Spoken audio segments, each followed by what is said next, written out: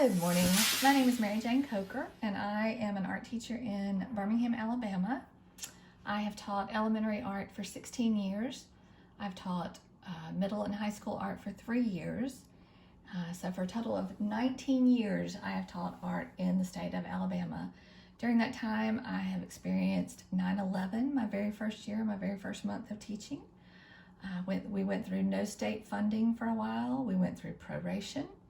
I experienced severe teacher burnout about year 12 and decided to make a complete change and started bouncing all over the state. I had years when I was only working with grant funding, no state money, no local money. We've all suffered through the coronavirus, and now we're in virtual learning. So that's just kind of my career in a little bitty box right there. I do have a YouTube channel that I post lessons to. I use it for when I have subs. I like to keep the kids on task doing something. I don't like them to work on their painting projects, but I do think ahead about work that I want them to be working on while I'm not there. I don't like free time and I don't like free draw.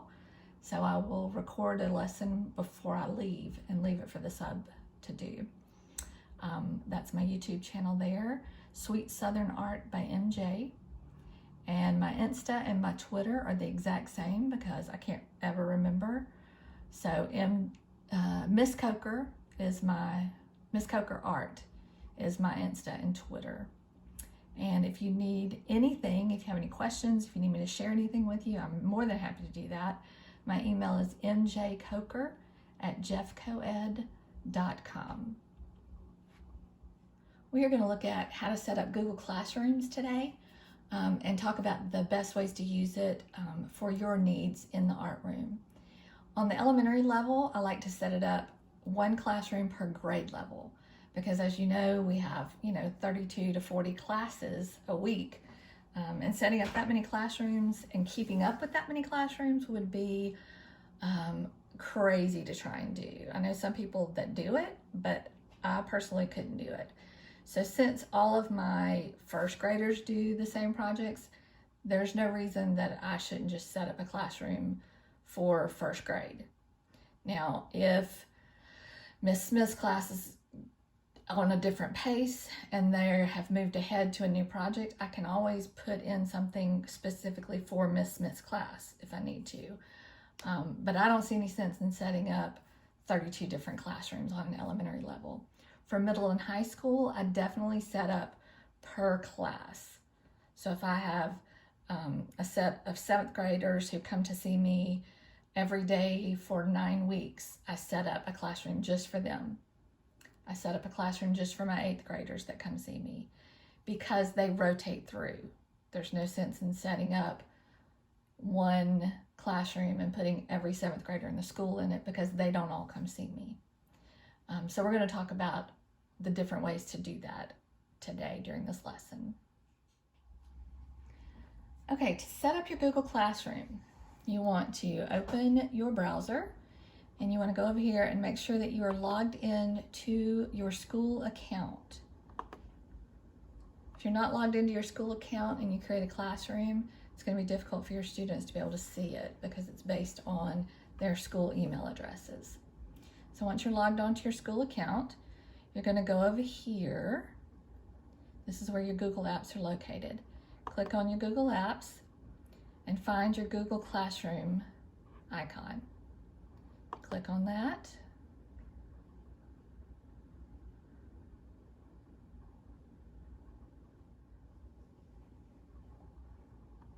Okay, these are classrooms that I'm a member of. These are also classes that I have created.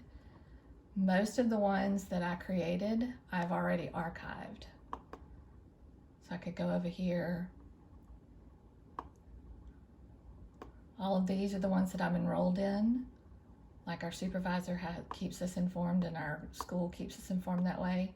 Down here, I have archived classes. These are all the ones that I had this past year.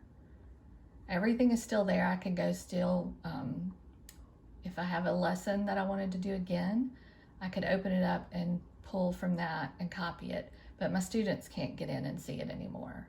So that's a nice thing. So you don't ever lose it. Okay, so I'll go back to classes. So this is where you find it. Okay, so once you're on this page, you want to go up here to this plus sign. It says create or join a class. You want to press that to create your class. And you're going to give it a name.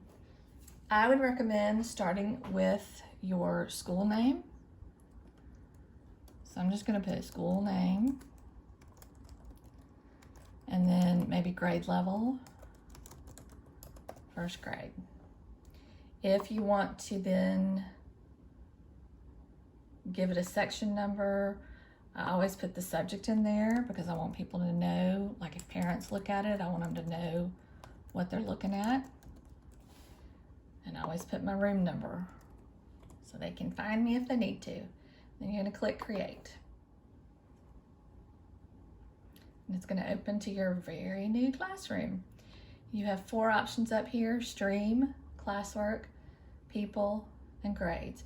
Stream is very much like the news feed on Facebook. It's just everything that's on there. So everything you type in is going to be in a condensed version on the first page. People is where you go to add the students that you need in the class. Grades, if you do grades like we did during virtual learning, that's where they'll show up. Classwork is where you can go in and be very specific about the classes that you do. You can set up your Google Meets, you can add things to the Google Calendar. Anytime that you assign work, it will automatically create a class drive folder in your Google Drive. So you don't have to go looking for their work. As long as they upload it correctly and don't email it to you, it will go into that class drive folder and it'll be named the same thing that this classroom is named. Okay, so you can customize this back here by going to select a theme. And they've got some okay themes. They don't have a whole lot in the way of arts, of course. I have one for the visual arts.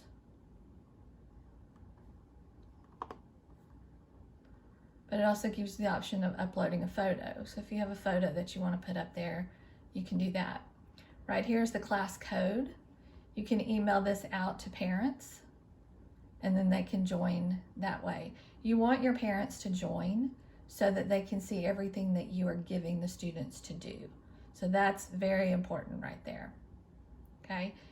These are your Meet links. If you set up a Google Meet, you can generate Meet link. With Meet videos, you can connect with students for distant learning. Generate the Meet link. It's going to give you a link. You're going to copy it. It'll already be visible to the students. You can copy it and send it to parents. Okay? We're not going to do that. One last thing that's really, really important. Go up here to your gear. That's your settings. After you do all the class details, class description, Coker, art, go down here to your general settings. This is where you can find your class code. This is really important. On your stream, that first page, you do not want your students to be able to post on that. You're fine with them commenting, but if you leave that open for them to post, you're going to be sorry. So students can only comment. You can also make it to where you're the only one, but you really want to be able to have interaction with the students. Classwork on the stream. I like to show the condensed notifications just because it makes it more concise. Show deleted items. Only teachers can view deleted items. I like to keep that on. Guardian summaries. Add class to Guardian email summaries. Guardians receive a summary of their students' work and class announcements. Add all the classes you teach to Guardian email summaries. You can click that and any Guardians that sign up will get an email telling what's going on in the classes. So I'm just going to click no thanks. Here's your Google Meet that we already set up and whether it's visible to students or not once they sign up. You want to keep that off until you're ready to meet. Because if you don't, they can go in and set up their own meet and have a little chat without you. You don't want that. Okay? And here's where you can put in how you're going to do your grades and your grade categories, if you're going to have quizzes, if you're going to have lessons, that kind of thing. So make sure you click save, and that's going to save your settings for that classroom. And you have to do that for every classroom that you set up. Right here, it keeps up with anything that you have assigned. Right now it says no work due soon. So over here, let's just add something. And whatever your picture is on your school account is going to show up when you share this with your class. So, welcome to 2021 Art with Miss Coker. Now, down here you can add links. So if you have something in the Google Drive, if you have a handout that you want to add, you can go there. If there is a YouTube video you want to share with them, you can go here to go out to YouTube to find it and put it in there. If you already have the link, you can just attach it. If you have a file, all that's right here. One thing I would recommend is not attaching a YouTube directly from YouTube, because that sends them to YouTube, and we know how dangerous that can be. I have found something called SafeTube, and I will show you how to do that. I have my YouTube account pulled up, and if I want to share this video with my students that I made, and see, if you send them to YouTube, they're going to see all this stuff over here, and then another video will pop up after that. I don't want them to see all that, especially young kids. So I'm going to go down here and click share, click copy, and then go to something called safeyoutube.net. You're going to paste that link there, click generate link, and it's going to give you a link to this video, nothing but that video. Copy it, go back to your classroom, and now you're going to click link. You're going to paste that link there. And it's going to add, and it's going to take it a little bit, so you won't see it immediately, but it's going to add that video that I want my kids to see, and it's going to be a safe version of it. So you don't ever have to worry about that. That is free for teachers, doesn't cost you anything, and until I hit post, the students are not going to see this, even though we don't have any students yet. You can choose which students see it once you get students in there. If you have several classrooms, you can choose which classrooms you want to see it. If you want all of them to see it, you can click all of them. So if you're doing a post and you need the whole school to see it and you've set up all your classrooms already, you can do one post, click all the classrooms, boom, you're done. If you want it to go out, like let's say you do it on Friday and you need it to go out on Monday, you can schedule it.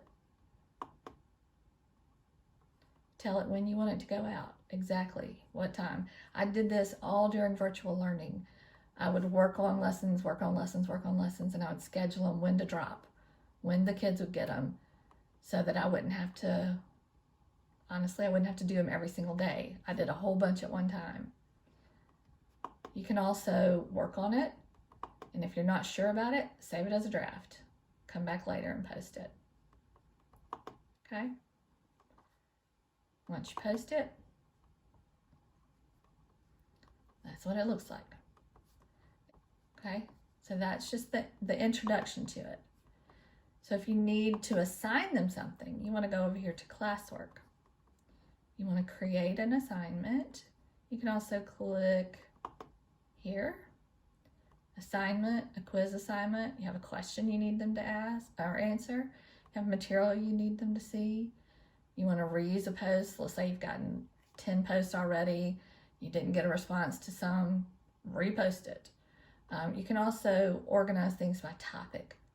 So if you want to go ahead and set up topics, I like to do famous artist, and then I'll just put stuff in there that I want them to read. Or maybe I find something on the internet, a cool video or something that I want them to see, I will put it in there.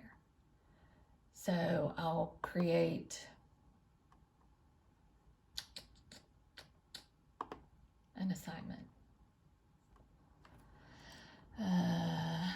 Andy Goldsworthy.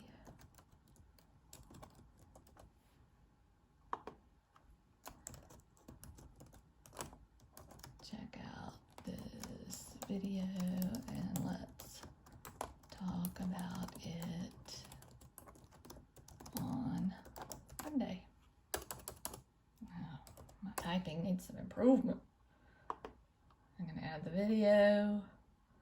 We'll just pretend that video I have in my thing is Andy Goldsworthy.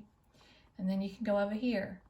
Again, assign it to however many classes you want to see it, whatever students you want to see it. Are you going to give them a grade? This is where you do it. If you're not, make it ungraded. No due date or give it a due date. Either one. Topic, yes. Famous artist. Do you have a rubric? If not, leave it alone. Okay? And then you want to go up here, either assign it or schedule it, save a draft, discard a draft. I'm going to go ahead and assign it, and it's going to go out to them. Now that's going to show up in my stream. Okay? So anything you put in classwork is going to show up in the stream. Okay? Because I didn't give it a due date, there's no work over here. Now, let's say I want to edit that.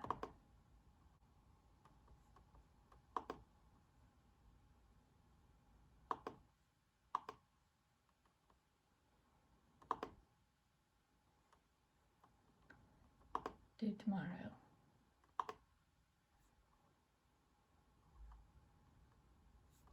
Now it pops up over here.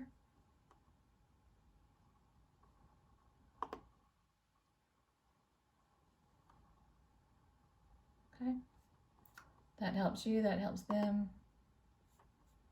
Now, to add your students to that. Easiest thing in the world to do is when your students are in your classroom with you, give them time to either log on to their technology and go to their Google Classroom app or on the browser and join your classroom using this code right here. So you want to have this code posted in your classroom so that all kids can join this. I've even sent it to homeroom teachers so that when they are doing technology lessons, that can be one of the first things they do is get them to go and join the classroom. On the elementary level, that works fantastic, is to send that code to every teacher in the school and say, please get your students to join this classroom. And then we send it out school-wide to the parents as well. That code will change depending on the grade level. So each classroom will have its own code. And then you'll be able to see over here, you'll be the only teacher unless you invite other teachers to join you. But you'll start seeing all the kids that have joined. And sometimes I have to do little contests, who can be the first class to get everybody in class to join the classroom. A bag full of dum-dum suckers doesn't cost hardly anything. Stickers, Amazon has got some stickers that are really cheap right now. Little vinyl stickers that are so popular with the kids. So that's what I'm doing with that. But yeah, so that's how to set up a Google Classroom. That's how to use it. I'm going to go back and show you what my 7th grade class looks like. students can send you comments. They can send you emails. When they comment on here, it sends you an email, and then you come here and comment on it. So you can see students. This one was towards the end of the year. If you've forgotten your locker number combination, let me know and I'll send it to your Jeffco email. Lots of kids replied to that. So just a great way to get information out to the kids. Their classwork was over here. Our class meetings. Any enrichment lessons that they wanted to do. Can't show you the grades or their names, but that's all right. Okay. And I used Google Classroom way before we were in quarantine. We used it from the beginning of the school year. I used it as a supplement. If somebody told me they were bored, I sent them to the Google Classroom because I always had stuff on here. I used it for my kids who ended up at alternative school because they would blow through the stuff they had for them at alternative school. I used it for kids who were in in-school suspension. I used it for, I have choice in the art room.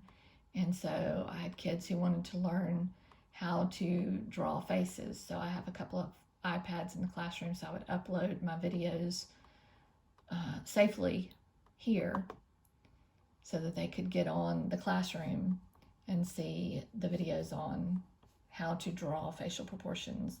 And they were sitting in the classroom with their earbuds in, learning how to draw. So it's just a great tool to have and very useful in the art room for sure. And a great way to keep parents knowing what in the world is going on. And I've still got kids who are communicating with me through the 7th grade class because I haven't turned it off yet because I wanted to keep it for y'all to be able to see. So that is Google Classroom in a nutshell. It's really easy. There's a lot of YouTube videos out there, but if you just get in there and play with it, you really can't mess it up. I don't do quizzes, so I haven't put any quizzes in here, but it's fairly easy to figure that out and to do it. Just don't be afraid. I hope I was able to teach you something today. And if you have any questions at all, don't hesitate to email me, mjcoker@jeffcoed.com, and I will be happy to help you or answer any questions or share any resources. Thank you so much, y'all. Bye.